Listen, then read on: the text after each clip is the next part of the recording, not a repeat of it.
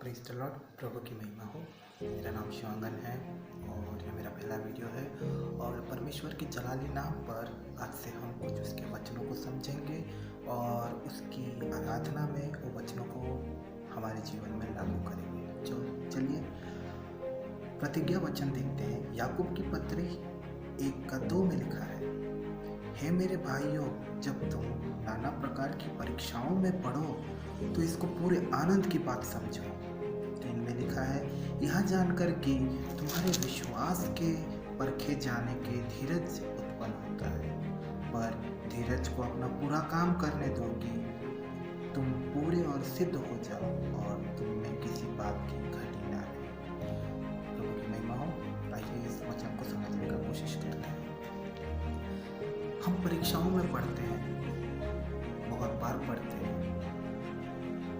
क्योंकि हम शैतान से दिन भर लड़ते रहते हैं। शैतान हमें जानता है, शैतान हमारे बारे में जानता है, हमारी कमज़ोरियों को जानता है और वो हमारी कमज़ोरियों पे ही आके अटैक करने का कोशिश करता है।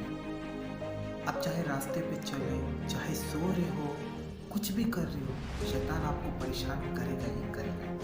जैसे आप रास्ते पे चल रहे हो, आप गुस्से वाले इंसान हो तो आपको गुस्सा दिलाने का कोशिश करेगा। आप सो रहे हो तो आपकी आंखों के सामने, आपके सपनों में वो चीज़ लेके आएगा जिससे आप सबसे ज़्यादा दुखित होते हैं, क्रोधित होते हैं और आपके जीवन में ऐसे ऐसे परेशानियां लेके आएगा कि आप निराश हो जाएंगे। बहुत से लोग तो ऐसे भी होते हैं कि उनके परमेश्वर पर चिंता करते हैं। क्या आप सही समय का इंतज़ार नहीं कर सकते? परमेश्वर हमारी परीक्षा इसलिए लेता है कि हम उसके नाम पर और ज़्यादा विश्वास करें। जब हम परीक्षाओं में दृढ़ होते हैं ना, तो हम नई नई चीज़ें सीखते हैं, हम नई नई बातें सीखते हैं, हम जान पाते हैं कि हम परमेश्वर के कितने करीब हैं। बहुत से लोग तो छोटी से छोटी बात पे ही गुस्सा हो जाते हैं, चिढ़ जाते हैं और नाना प्रकार की चीज़ें करते हैं। सबसे ज़्यादा परमेश्वर की मिला, जॉब नहीं लगा परमेश्वर की, खाना नहीं मिला परमेश्वर ने हमें खाना नहीं दिया, कोई किसी का रिश्ता टूट गया तो परमेश्वर की दिया। सबसे ज़्यादा तो आजकल बॉयफ्रेंड गर्लफ्रेंड वाला बात है। क्या सोचते हैं? हाँ, परमेश्वर ही मुझसे लेके चला गया, परमेश्वर ने मेरे साथ बुरा काम किया, परमेश्वर गंदा है, ये है। आजकल मसीह में सबसे ज़्यादा हो रहा है, जो पहले नहीं था। आइए बाइबल में एक आदमी के बारे में पढ़ते हैं। वो 38 साल से वो बीमार था और वो एक जगह पे था जहाँ पे परमेश्वर के दूत आते थे, पानी हिलाते थे। जहाँ वो पानी हिलाया जाएगा, जो पहले उतरेगा वो पानी में वो चंगाई पाता। यह हर बार जाने का कोशिश करता था, लेकिन इससे पहले कोई उतर जाता था। ऐसे होते होते 38 साल। कोई इतना इंतज़ार कर सकता है? नहीं, कोई इतना इंतज़ार नहीं कर सकता। लेकिन ये इंतज़ार किया, 38 साल तक इंतज़ार किया। इससे ज़्यादा भी इंतज़ार करता शायद।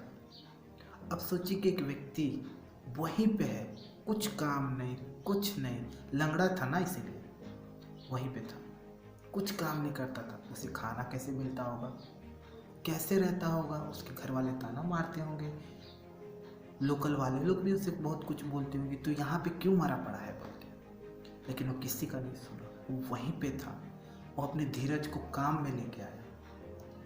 वो चाहता तो वहाँ से निकल जाता, भीख मांग के जिंदगी काटता, लेकिन उसका विश्वास था कि वो चंगाई पाएगा। और जानते हो एक दिन क्या हुआ? यीशु आए उसके जीवन में और वो खुद पूछे, क्या तू चंगा होना चाहता है? उसने कहा, हाँ प्रभु, और वो चंगाई पाया। अब जानते हैं इसका मतलब क्या है? वो आदमी का विश्वास इतना दृढ़ था, जितने लोग बैठे थे ना सब पवित्र, मतलब स्वर्गदूतों के द्वारा चंगाई पाई, लेकिन इस इंसान ने अपनी चंगाई परमेश्वर के द्वारा पाई। परमेश्वर ने उसे खुद स्पर्श करके उसे चंगाई दी। कितना अच्छी बात है। देखो, जब हम विश्वास में दृढ़ रहते हैं और दूसरों की बातों पर नहीं आते हैं, हम निराश नहीं होते और सही समय का हम इंतज़ार करते हैं ना, तो परमेश्वर स्वयं आकर आपको बचाएगा। आपकी चंगाई उसके नाम में, आपकी हर रिहाई उसके नाम में रहेगी। अब चलते में गिर गए, परमेश्वर को कोसने से अच्छा ये बोलिए, परमेश्वर मेरी रक्षा करेगा। हम ज़्यादातर ना हमारे गुस्सा के कारण, क्रोध के कारण समय का इंतज़ार नहीं करते, बस कह देते हैं इसी को। आप इंतज़ार कीजिए, सही समय आने पर आपको सब मिलेगा। किसी को जॉब नहीं है तो निराश होकर कहता है परमेश्वर मुझे जॉब कब मिलेगा। अरे रुकिए, आपके लिए बहुत अच्छी जॉब है, छोटी मोटी जॉब नहीं। आप उस खुदा के संतान हैं जो इस पृथ्वी को बनाया है। तो सोचिए, पृथ्वी का मालिक आपका खुदा है और आपका पिता है। आप इतने अमीर हो कि छोटी जॉब के लिए देख रहे हो, उसने आपके लिए बहुत सी चीज़ें रखी। इसे ये घूस के जैसे मत समझिए, अनुग्रह के जैसे समझिए। हमें उससे डेली प्रार्थना करना चाहिए, हमें विश्वास रखना चाहिए। अगर आप विश्वास नहीं रखते तो आपकी प्रार्थना व्यर्थ है। अगर आप विश्वास नहीं करते तो आपको कुछ नहीं मिलेगा, क्योंकि परमेश्वर आपसे बस आपका विश्वास चाहता है। वो उसके लिए बहुत बड़ा दान होता है। आप प्रार्थना कीजिए, धन्यवाद कीजिए हर चीज़ों के लिए, क्योंकि उसने आपको जीवितों में गणित किया, आपको अच्छाई सिखाई है। आप उससे उसकी अनुग्रहता मांगिए और वो आपको चलाएगा। परमेश्वर इस छोटे वचन से आप सबको आशीष करे। आमीन।